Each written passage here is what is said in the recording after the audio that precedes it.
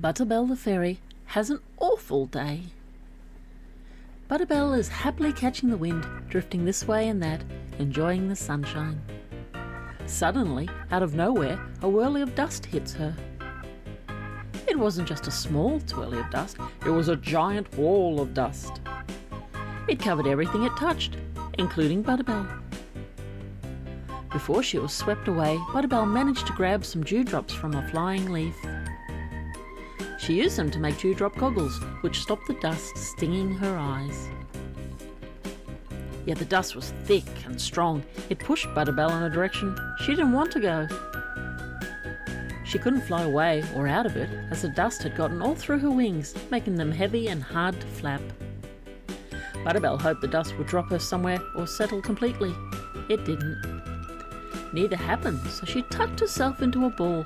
Her only hope was to drop out of the sky like a small pebble. It took a while. Dust built up around her. As Butterbell got heavier and heavier, caked in dust, she started to drop towards the ground. It was slow progress, as the dust whirly was strong and the wind fought her descent. After a long time, Butterbell finally felt a blade of grass tickle her back. Sadly, trapped in her dust shell, when Butterbell landed on the ground, she started to roll. Round and round she went, getting dizzier and dizzier. No matter how hard she tried, she couldn't break the dust shell. Butterbell must have been rolling in a downhill direction, as her speed just got faster and faster. Suddenly, with a bang, she jolted to a halt. The jolt was so hard it cracked her dust shell enough for her to kick it open.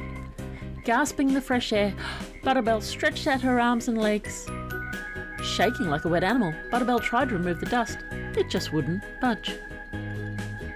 Tapping her wings with her hands, dust flies everywhere. Spinning to remove the dust, Butterbell trips on her dust shell.